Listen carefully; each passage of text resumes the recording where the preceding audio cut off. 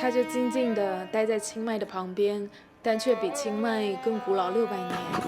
路上依旧行驶着马车，把过去跟现在折叠融合在同一个空间里。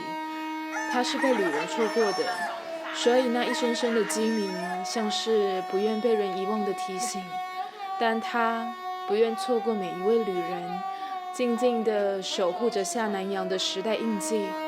这是一座1300年的老城，所有的细腻与温情。终于有路灯啦！刚刚都是乡间小路，我现在在大马路上面了。我们现在呢，正在从曼谷自驾到南邦府。南邦在哪里呢？南邦就是在清迈旁边的一个城市，所以这一整趟路程呢，大约要7-8个小时。然后我们现在已经开差不多一半了。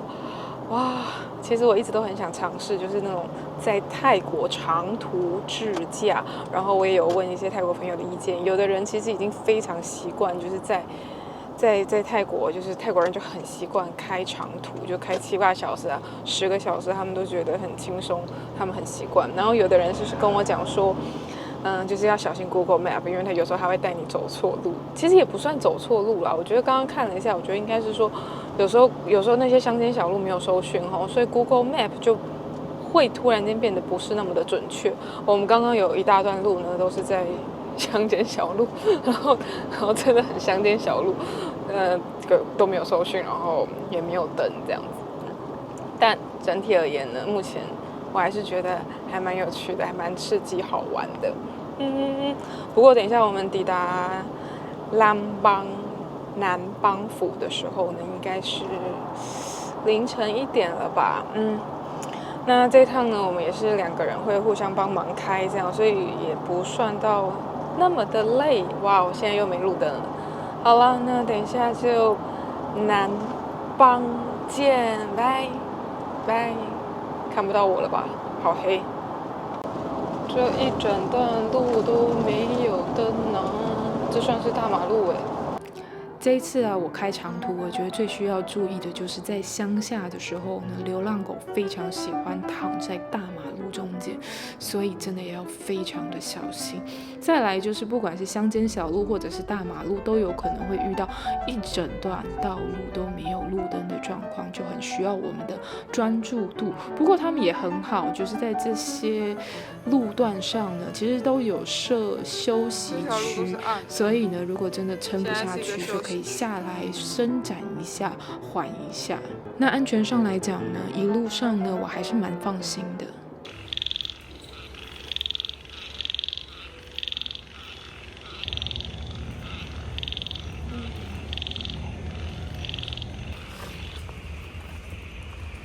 到饭店啦，然后房间呢，他还帮我们布置了一个爱心，非常的漂亮，然后上面还有花朵，可惜这些花朵都已经枯萎了，因为我们太晚才 check in 了。但真的很用心耶，很漂亮。早安呢，今天是我在南邦的第1天。我早上起来呢，我就被这个整个饭店的风景惊艳到了。其实昨天晚上我大概是凌晨1点的时候抵达的，然后那个时候就是暗暗的嘛，看不到什么东西，然后只是看到灯就是亮亮的，感觉好像还不错。今天早上一醒来，真的觉得天哪，这整间饭店就是击中我的心，因为这整间饭店呢都有很多苍天大树，然后就好像有保留一些他们原本就有的这块地原本就有的一些老树。我好喜欢这间饭店这样的感觉，这样，所以呢，我决定要明天找时间好好介绍这整间饭店，因为这整间饭店其实也很有意思。因为今天真的太赶了，我已经有一些行程要安排了，所以呢，饭店就留到明天。等一下我们就赶快去看一下这整南邦到底是长什么样子。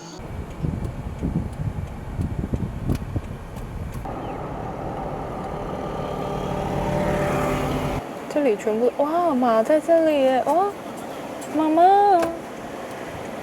这里全部都是马车哦。今天早上，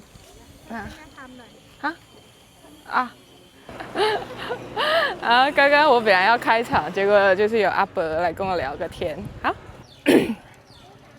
来到南邦第一站呢，我来到了一间寺庙。这间寺庙呢，我为什么会很想来呢？其实是因为说它是南邦旁边的一个府，它曾经是被一个女王统治的。然后其实像南邦呢，以前也是女王她派领她的手下来建造的。然后所以这间寺庙相传就是在女王时期呢，她把这个佛教带进到南邦里面的。所以这个女王她又称之为佛母。所以我就很好奇女生她建造的寺庙到底是什么样子，所以我就很想要进来。然后这间寺庙从外观看起来就非常的古色古香。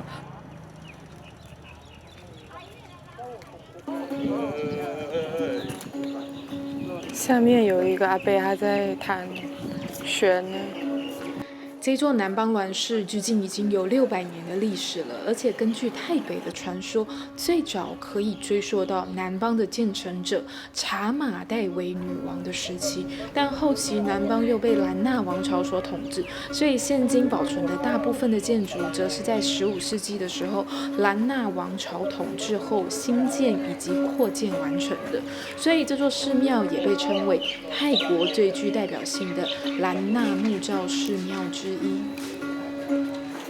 虽然看起来是已经有很久历史的痕迹了，但是我觉得还是很精致、很壮观。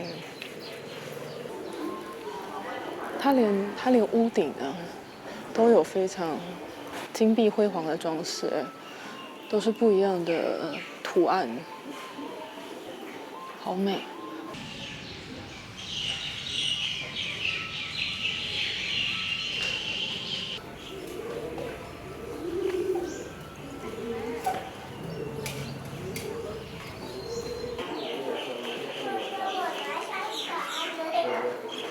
这些壁画都应该是因为年代真的太过于久远了，所以就慢慢斑驳褪色了。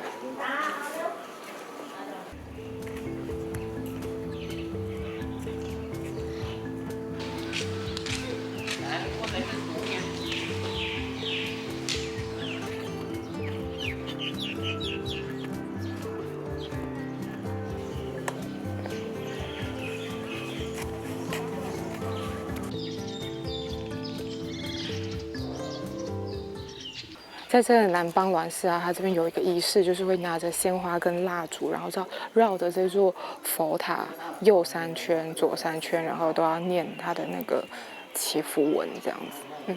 那我们就走一圈。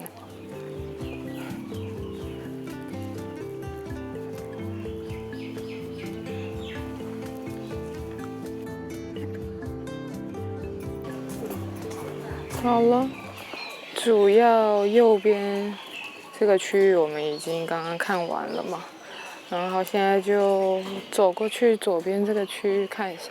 这座寺庙我没有拍出来的是，它还有一些流浪佛像，这是我没有预期到的。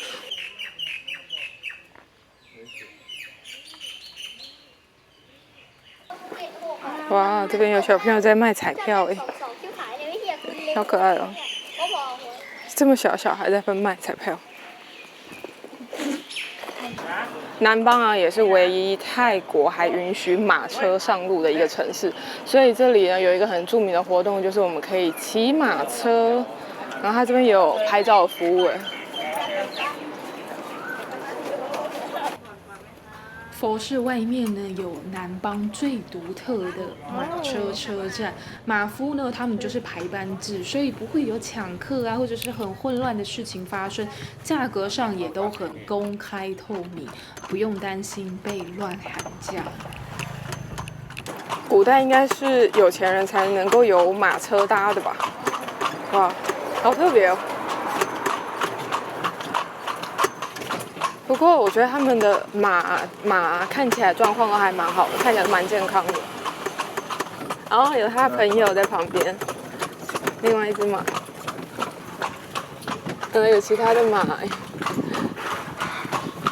我们搭这个马车可以顺便看一下这当地人他们的住宅环境呢。Hello， 有朋友在我们后面了耶，好可爱哦。后面还有其他的马朋友。这是一个井，是不是 ？OK。เขาพูดภาษาไทยได้เหรอจริงเหรอ真厉害。妈妈可以听泰文呢，好厉害哦！在这一路过程中呢，马夫呢是跟马讲泰文，而且马居然他听得懂哦。谢谢你，辛苦了。然后他现在带我们来一个景点，好像有一个井吧。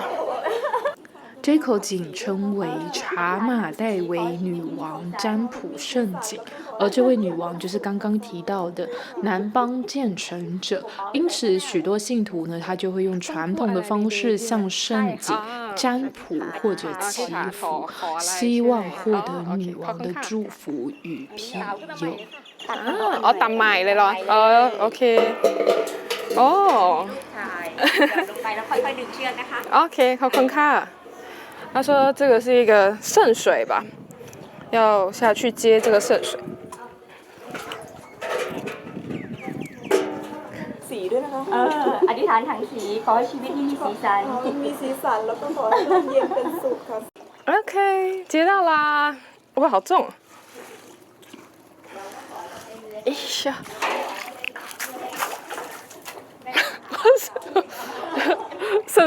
圣水泼我全身呢。OK， 祝福每个人都幸幸福福、顺顺利利、健健康康、心想事成。然后就要这样，噔噔，洒图 ，OK， 应该可以。啊，喷孔考了吧 ？Hello。成龍，เขาชื่อเฉินหลงเลยเหรอ Hi เฉินหลงเลยขนมถ้วยต้องกินใช่ไหมถ้าสมมติไม่กินก็เลยไม่ได้มาไม่ถึง OK 规律的马蹄声代表着过去与现在同时并存在这座城市里。前面这个很漂亮哦，很远。这边经过南邦的车站哎，哇哦！现在呢，我们要来吃一间靠衰。来到北部，怎么可能不吃靠衰呢？然后这间靠衰的名字很特别啊，它叫做靠衰伊斯兰。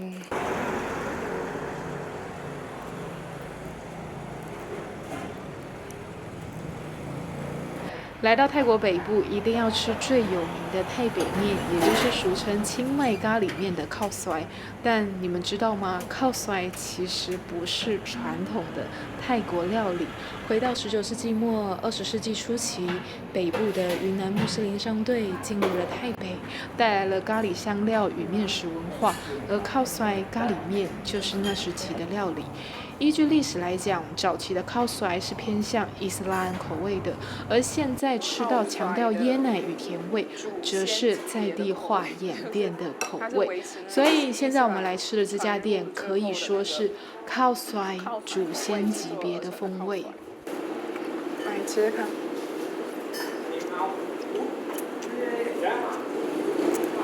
它的这个口味就跟我们一般记忆中的那种靠衰是不太一样的，因为我们记忆中的靠衰的口味呢，可能是椰奶味道会比较浓郁一点，但这个呢，我觉得是咖喱味比较浓郁。这个味道真的在别的地方没有吃过。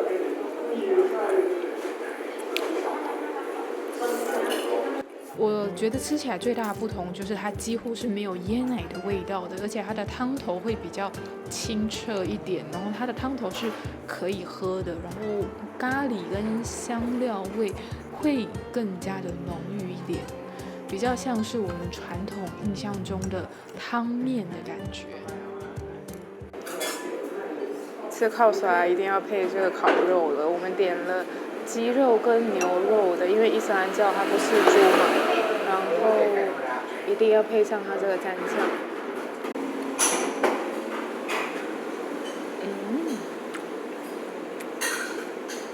这个很很好吃，这个比烤出来还要更好吃。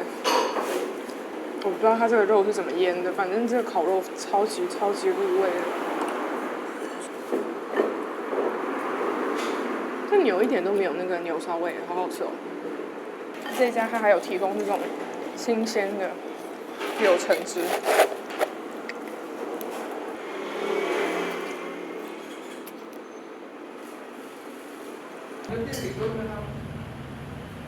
这间靠塞的营业时间很短哦，早上10点到下午2点半而已，所以要吃的话就要抓紧时间。南邦呢还有另外一个特色，就是叫做公鸡碗之城。因为南邦呢其实是以陶瓷著名的，所以呢现在我们就要去它的陶瓷博物馆。这里就是博物馆啦，叫做塔纳摩里陶瓷博物馆。走。好漂亮哦！门上的都是公鸡的符号，它这个公鸡其实画的还蛮好看的。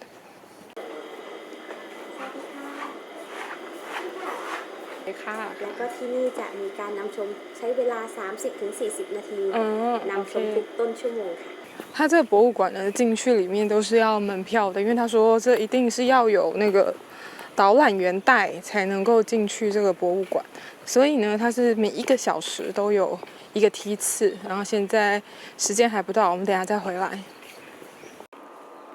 在等待的过程呢，他就叫我们可以过来，他这边有商店啊，然后可能买一个东西，或者是好像里面也可以做陶瓷啊，就是自己手做陶瓷。这边是 workshop 就是大家可以自己画那个画公鸡碗。前面他就在画画了。这边可以自己画这些陶瓷杯，但是我没有这么多的时间，我就不画了吧。这边还有卖一些伴手礼，我觉得好可爱哦，它画得很好，我还蛮喜欢的。磁铁，这个碗很漂亮，多少钱啊？看一下，蛮漂亮的，很漂亮吧？好漂亮。这也很好看，这不知道多少钱。咖啡杯，你要有颜色还是没有颜色的？都蛮好看的。对啊，都还蛮好看的，不知道哪一个比较好看。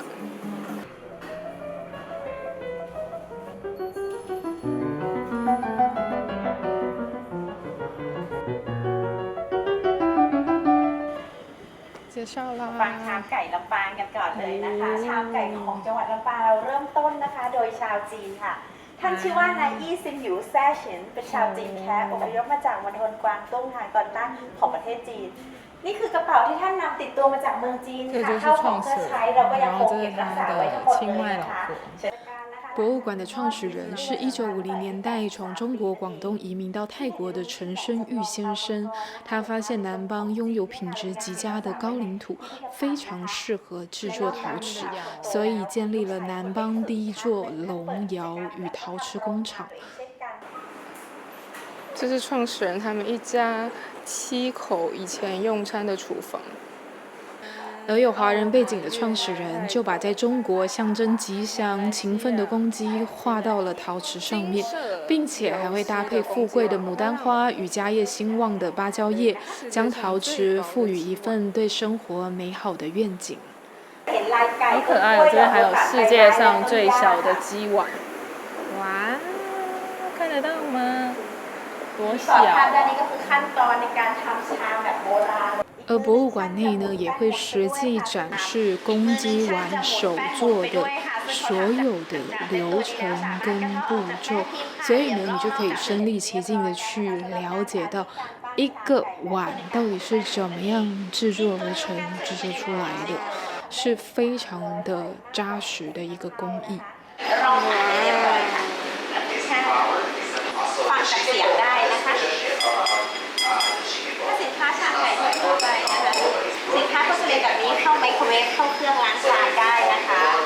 可以放到洗碗机，也太好了。ไร้สารเคมีเป็นฟู้ดเกรดด้วยนะคะเราจึงสามารถวาดในจานในชามได้ค่ะ直到现在，博物馆内的龙窑所产出的陶瓷艺品都是手工一笔一画绘制而成，染料则是食品级别，安全无毒。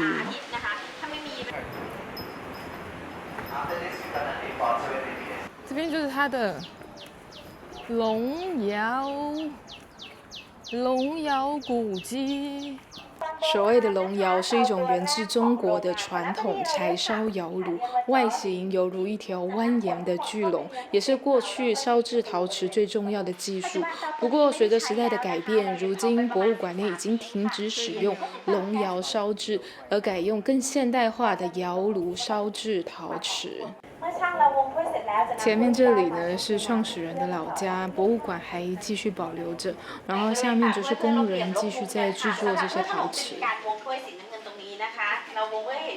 这里全部都是那个砍龙退的那个碗，专门做砍龙退的碗。就是刚刚那个马夫啊，他不是叫我们说来南邦一定要吃砍龙退吗？我想就是因为这个缘故，因为他们这边是专门做那个砍龙退的碗，所以晚上一定要吃砍龙退。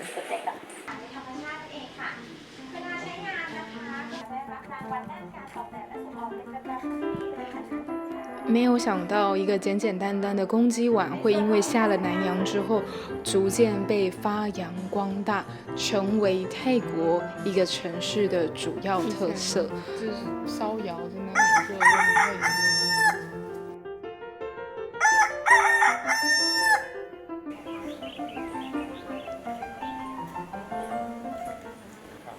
这边有一个超级巨无霸大的公鸡碗。好有趣。现在呢，我们又来到另外一个博物馆，它就是兰邦博物馆。好，想要看一下兰邦博物馆里面写的南邦历史，走吧。其实兰邦是一座比清迈更古老600年的城市，大约在西元8世纪的时候，当时的兰邦是由北方蒙族哈里奔差王国所建立的一个城邦，那个时候就不叫兰邦，叫做凯拉纳空。直到13世纪末的时候，强大的傣族南下，推翻了北方蒙族政权之后，建立了南纳王朝，这个时候才有了清迈。而后的兰邦经历了被缅甸的统治、解放的战火，一直到19世纪，兰邦才正式并入泰国的版图，成为我们现在所认识的兰邦。而后19到20世纪，因为木材贸易的兴起，兰邦又因为有望河的经过，使兰邦成为国际贸易的中心，吸引大量的英国商人、缅甸劳工与华侨涌入望河畔的贡他老街。这些多元的族群就开始建立起融合英式、中式、缅式与兰纳风格的柚木豪宅，因此南邦成为一个拥有丰富文化底蕴的古城。这边呢就要开始跟你们讲一下兰邦的一个传说故事。好久以前，佛陀还在世的时候，带着弟子曾经来到今天的兰邦。当时这片土地的居民并不知道佛陀已经来到此地了，所以天上的因陀罗神看到这一幕就很紧张啊，担心百姓会错过供养佛陀的珍贵机会。于是因陀罗神就化身为一只公鸡，在黎明之前赶快飞上山丘，高声啼叫。而这声声的鸡鸣呢，就唤醒了沉睡的百姓。百姓循着鸡鸣声赶到，向佛陀供养食物，并聆听佛法。佛陀接受供养后就预言，未来这片土地将成为一座繁荣兴盛的城市，佛法也将长留于此。也因为这声声鸡鸣，让当地居民没有错过与佛陀相遇的机会，后世便开始将这座城市称之为鸡城。因此，公鸡也成为南邦最重要的城市象征。刚刚傍晚的时候下了一场雨，所以我们就回饭店洗漱一下，然后现在又准备出门要去夜市啦。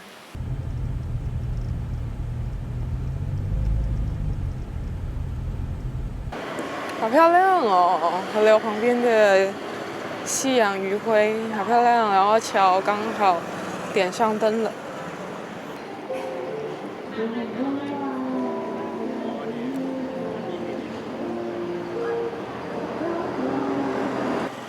这家餐厅好像蛮有名的，它就是写说南邦最狂的餐厅，最便宜、最狂餐厅。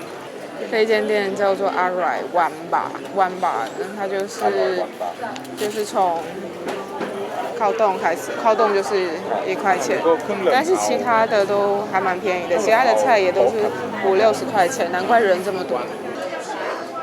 这一间店是一间老木屋。然后还有户外，这就是我1块钱的粥，然后我们点了一大盘，超多的。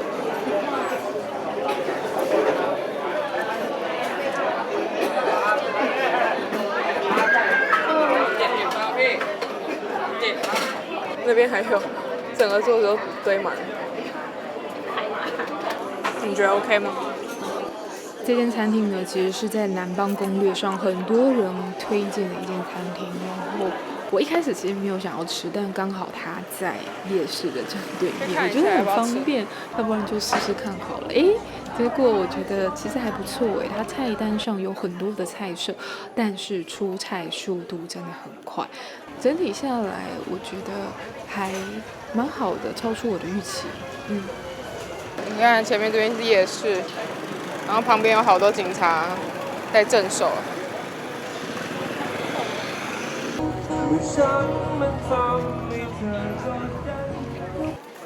这个夜市，就卖一些当地人会需要的一些东西。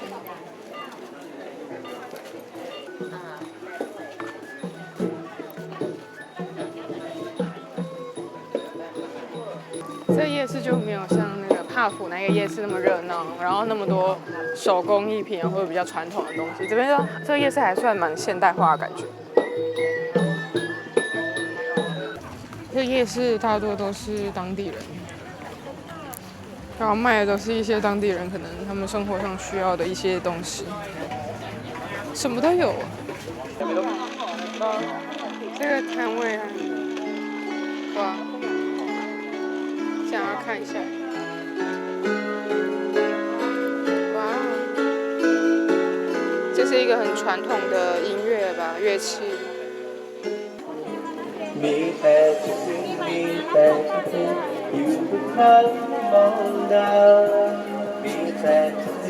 这条巷子里面大家都在画画哇，大家都很悠哉耶。很有那个感觉。我想要知道这一摊他在卖什么，好特别，应该是一些什么有特殊功效的一些草药吧。其实周末夜市就是南邦保存最完整的百年老街，在摊贩的身后都是100年的历史建筑，它们记录着19、20世纪木材贸易兴盛时期望河畔的繁荣光景。这些老建筑物并没有被重新翻新，而是采用文化资产修复的方式，并结合慢活建筑的理念，留下残缺的痕迹，这也是岁月最真实的告白。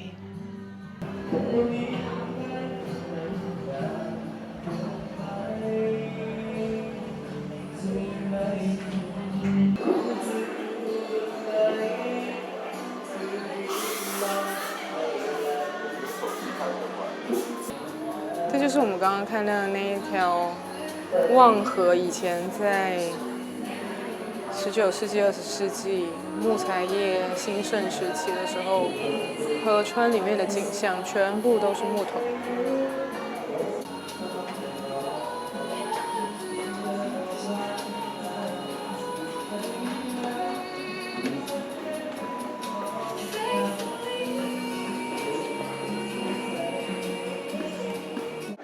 哇，好美哦！那这个建筑，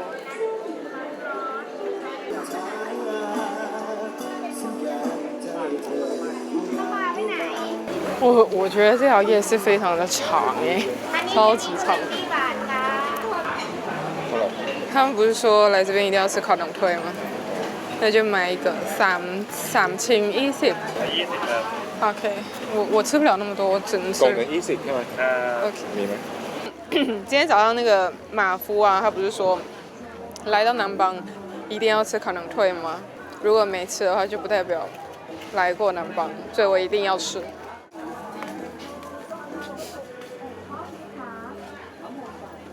跟曼谷的不一样哎，真的还蛮好吃的，意想不到哎，它里面可以吃到新鲜的椰肉哎，然后好好吃哦，吓到！下次大家来一定也要吃一下。这个冰淇淋呢，我刚刚也吃到，也是吓到，它里面是真的有椰肉的椰子冰淇淋，这个东西你在曼谷是绝对看不到的，赶快，赶快多享受几口，这很真材实料，真的很好吃。快腻了。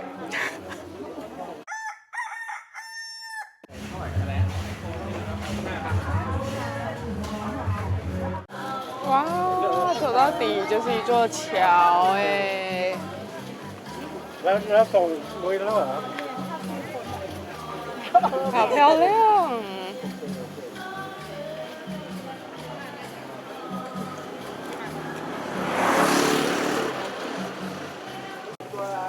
我们现在要沿着桥下走，桥下好像都卖一些旧物哎。应该是一些旧物，没有东西了，还有停车的地方。连这种排水孔盖上面都印着公鸡。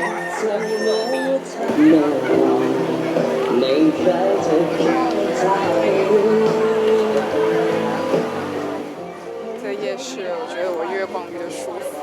一开始我好像觉得它好像就像一般的夜市啊，但结果逛了之后呢，我发现它的魔力在于，就是它会散发一种很舒服、很慢悠悠的一种周末氛围感，好厉害啊！然后你越逛人就会整个越松，然后我就觉得好舒服哦，步调越来越慢，然后就突然间心情还蛮好的，不知道为什么。逛夜市逛到心情很好，我又没有买什么东西，怎么会心情很好？但是不懂哎，但就是会有一种夜风徐徐，然后慢慢的走，然后看一些东西，然后每个人都感觉好像很悠哉的感觉，然后那种悠哉的氛围就开始传染。ขอบคุณค่ะ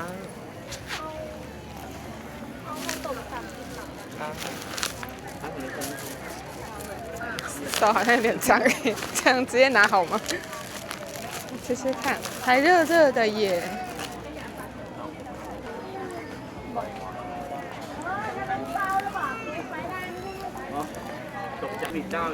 好喝，好香。9点整，完全一瞬间，街道就空了耶，大家就收了，大家就回家睡觉了。哦，哇哦！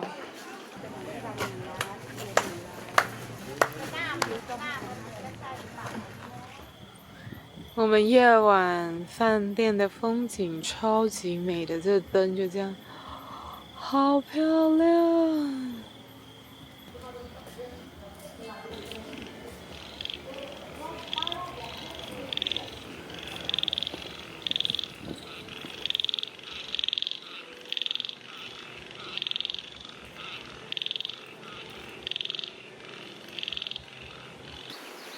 早安，今天是我在南邦的第2天早上。那今天呢，我终于可以跟大家分享一下，我好喜欢这一间南邦的度假村。那这间度假村的风格呢，就是传统兰纳风格的高脚屋。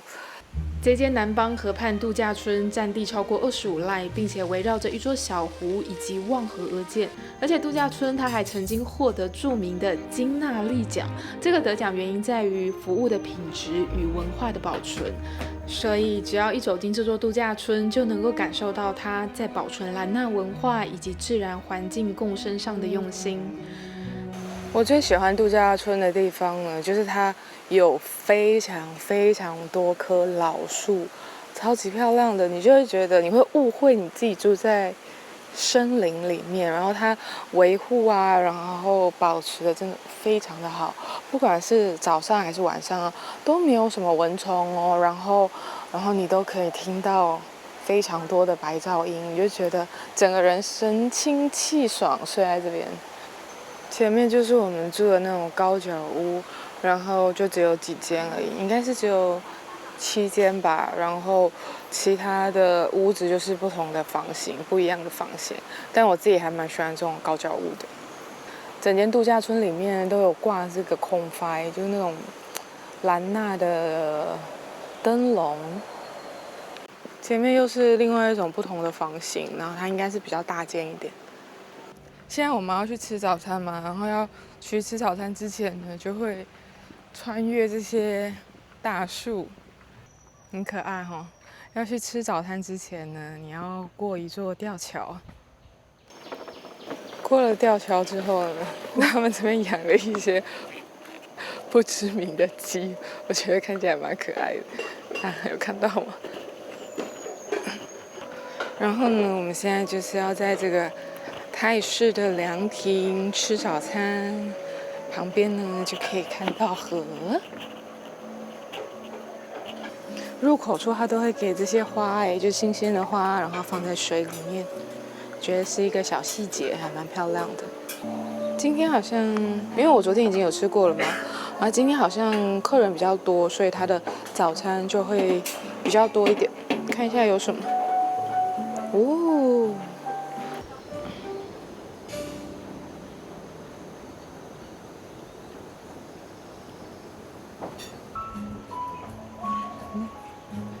然后他们的食物种类其实还蛮多的哈。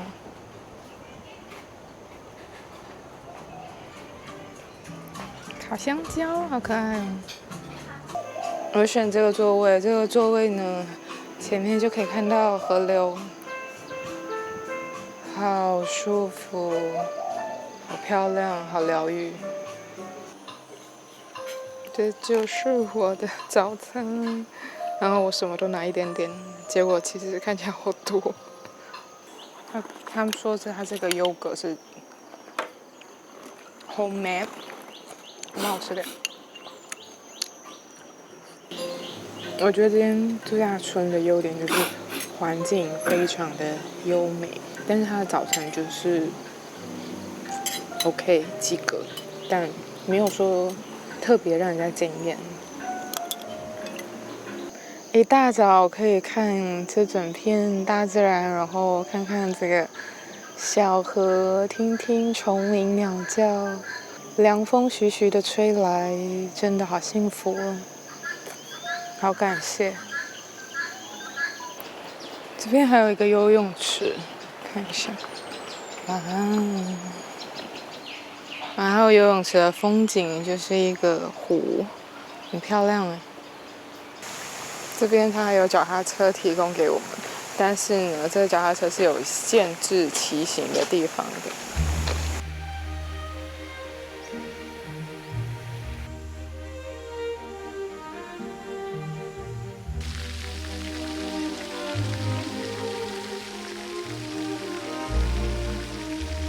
前面这一间呢，高脚屋就是我们这一趟住的房间。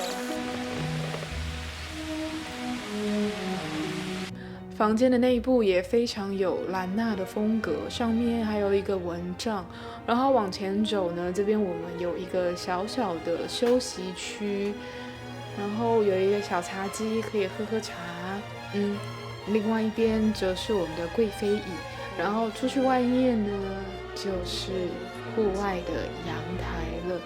阳台外面就可以看到刚刚我们所看到的那一片湖畔。晚上呢，你就可以听着虫鸣鸟叫睡觉。房间内部呢都是有一些木质调的雕花，非常的漂亮。然后我们现在可以看到厕所的地方，厕所的镜子也是都是雕花的设计的。那它有一个浴缸，还有一个淋浴区。淋浴区的对面呢，甚至有一个观赏用的小花圃啊！我们都觉得在这边洗澡真的很开心，就是还蛮喜欢他们的浴室的。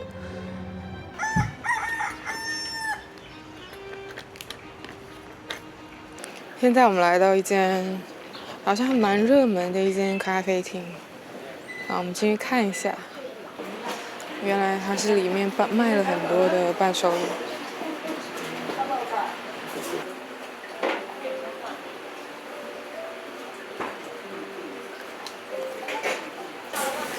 我觉得它这个设计还不错，它这样推出来。这间店呢，算是有一点被人家炒起来的，但我觉得不是那么对我的胃吧，因为我还是想要看一些比较有当地特色啊，然后有一些文化的小店。这种店不是不好，也是很棒，只是说曼谷真的太多了，所以我就觉得还好。前面呢，好像有另外一个更有时代意义的一个房子，我去看一下。像前面这一栋房子啊，我就觉得很有特色。哇哦，原来前面这一间呢，它是一间饭店诶。这里应该还记得吧？昨天晚上我们在夜市的时候就有看到了。早上看到它，我觉得更不知道怎么形容哎，哇，时代感。浓浓的时代感，我还蛮推荐大家可以住在夜市附近的。如果没有车的话，住在夜市附近还是比较方便一点。这里其实就算他们的老街，他们的老街呢，也就是夜市那一条。这一栋我们在夜市的时候也有看到，但白天看更壮观了。现在准备回程回曼谷啦。回程的沿路呢，我们又去吃烤甩了，意想不到的好吃。只是随便的一家路边的小店，居然可以这么好吃又经济实惠，害我觉得台北的东西真的好对我的胃哦。然后呢，我们就继续一路开嘛。那我们在开的过程当中呢，我们其实已经有先计划好了，就是大概开一半的路程的时候呢，就要去找一座城市去按摩，去按我们的脚。那确实我们也依据我们的计划这样子来到另外一个府甘潘佩，然后去按摩。哇，这也是随便去找的一家店，但居然也是按得非常的好，惊为天人呢，就觉得哇哦，真的要好好找时间去开发一下泰国其他的城市。那沿途当中呢，加油站当然就是我们的好朋友啦。经过阿尤泰亚的时候，当然就要下来买他们的唐诗卷。我才发现原来现在唐诗卷有荧光色的，不过我还是吃原味的。好啦，曼谷我回来啦。